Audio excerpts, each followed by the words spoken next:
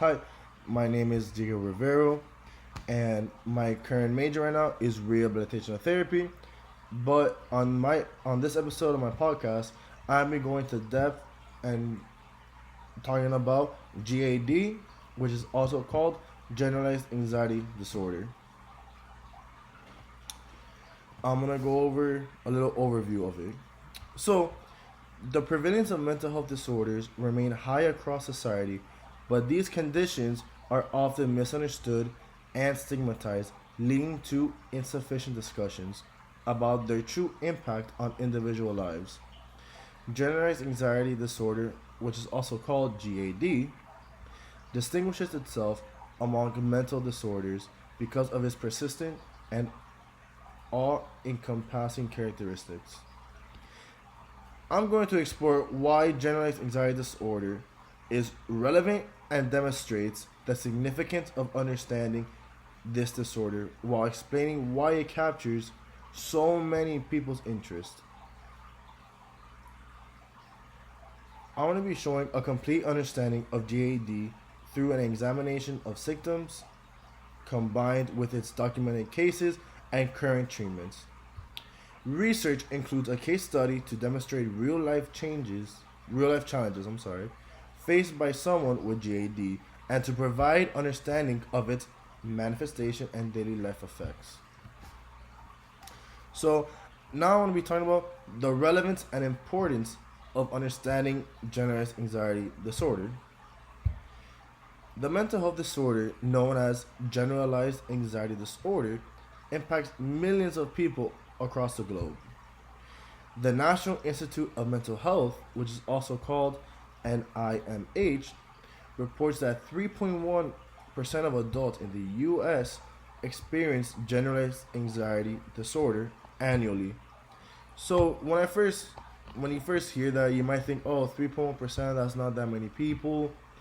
But if you think about it and you compare it to the population that there is in the United States, there's over 380 million people living in the US.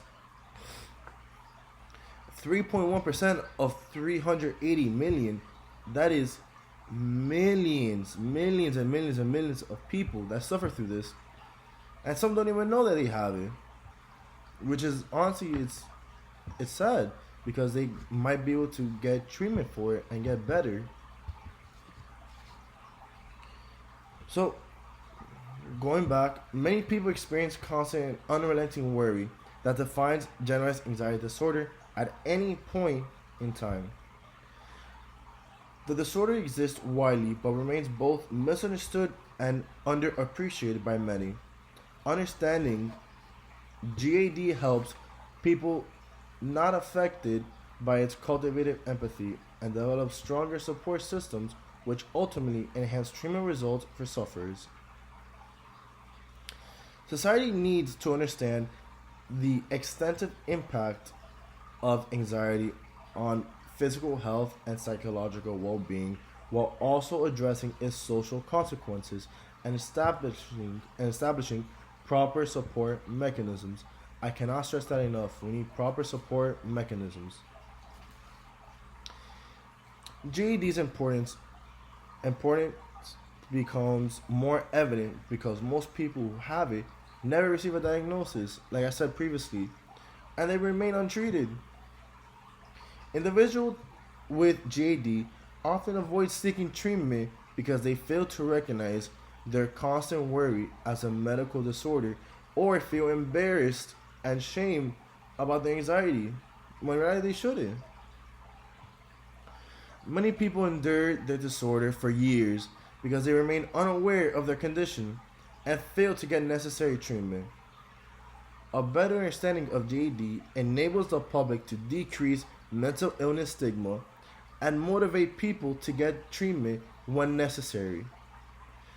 A knowledgeable society will deliver stronger support systems while encouraging effective coping methods and avoiding the intensification of mental health problems.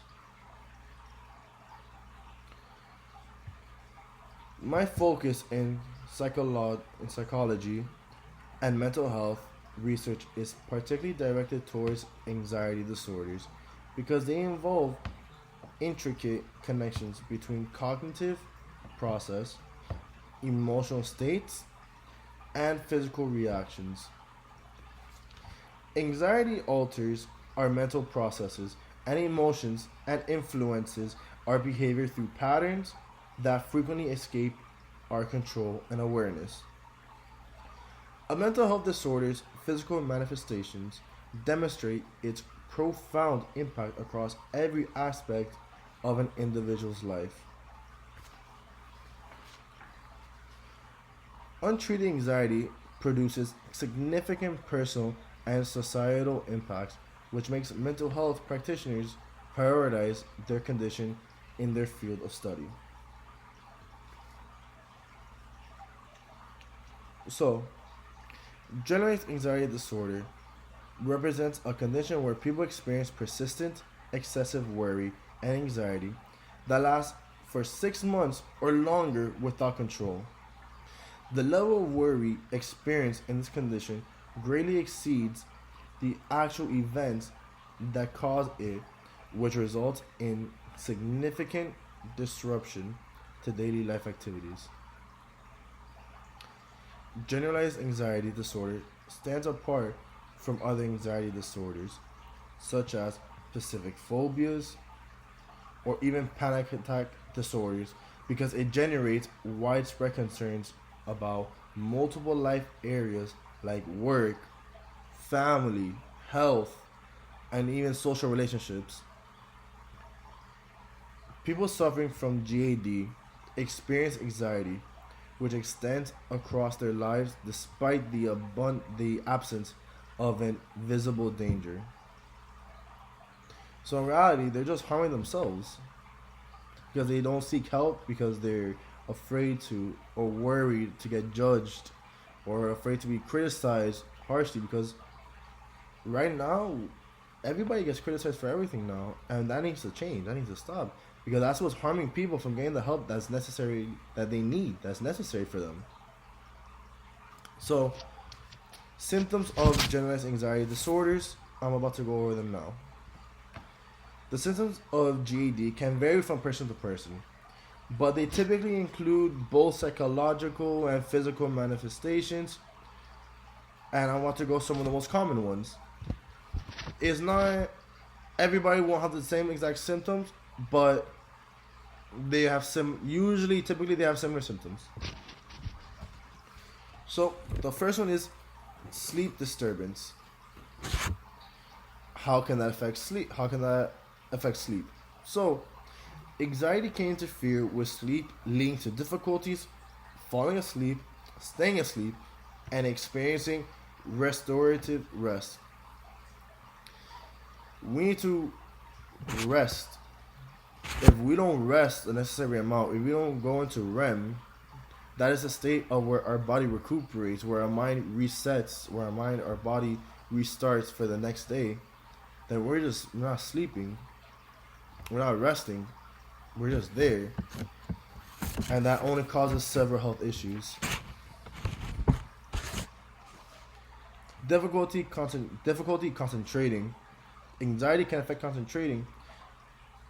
It makes it difficult for individuals to focus as their minds are preoccupied with anxious thoughts. If your mind is occupied, is filled with anxiety, with constant concerns, you can't concentrate on the task at hand because you're too busy thinking about everything else around you. So, fatigue, that's another one. Chronic worry can be mentally and physically exhausting, leading to fatigue even after adequate rest or sleep. Another one is excessive worrying. This is usually the first one. This is usually the biggest tell. This is usually the one that always happens. Excessive worrying. So, pretty much it is excessive, uncontrollable worry about everyday matters. This worry is difficult to manage and can shift between various life concerns. Another one is muscle tension. Physical symptoms of GAD include muscle tension, particularly in the neck, shoulders, and back. And finally, relentlessness. People with GAD often experience a sense of relentlessness or being on edge. They may find it difficult to relax and may constantly feel as though something bad is about to happen. It's also very important to know, like I said it before, not everybody will experience the same symptoms. Thank you for watching, and I'm going to be posting another video now. Thank you for watching.